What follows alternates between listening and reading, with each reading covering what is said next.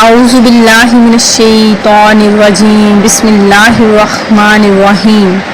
اللہ کے نام سے شروع جو بڑا مہربان نہایت رحم کرنے والا ہے۔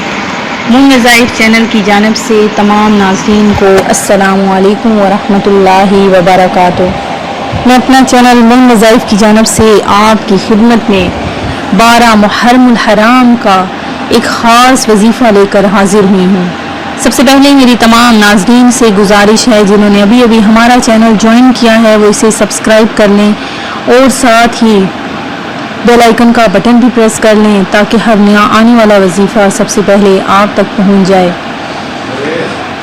ناظرین، جیسا کہ آپ سب جانتے ہیں کہ 12 محرم الحرام آ چکی ہے اور 12 محرم الحرام کا دن آپ نے بالکل بھی غفلت میں نہیں گزارنا۔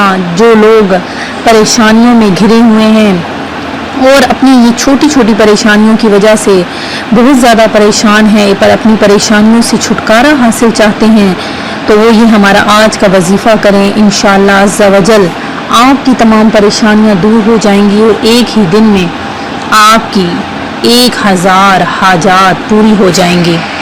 تو ناظرین، آپ نے ہماری ویڈیو کو آخر تک ضرور دیکھنا ہے اور ہمیں کمنٹ سیشن میں لازمی بتانا ہے کہ آپ کو ہمارے وظائف کیسے لگ رہے ہیں۔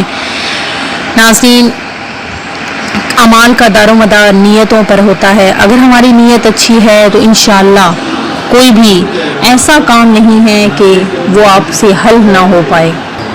تو ناظرین، آپ نے یہ وظیفہ کرتے ہی ہمیں لازمی بتانا ہے کہ کیا آپ کو کوئی اس عمل کا کوئی فائدہ بھی ہوا ہے یا نہیں۔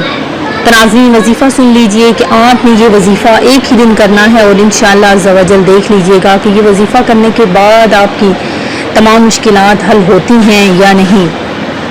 تو ناظرین، آپ نے کس طرح سے کرنا ہے کہ آپ نے ہر نماز کے بعد سورہ فاتحہ کو 70 مرتبہ پڑھنا ہے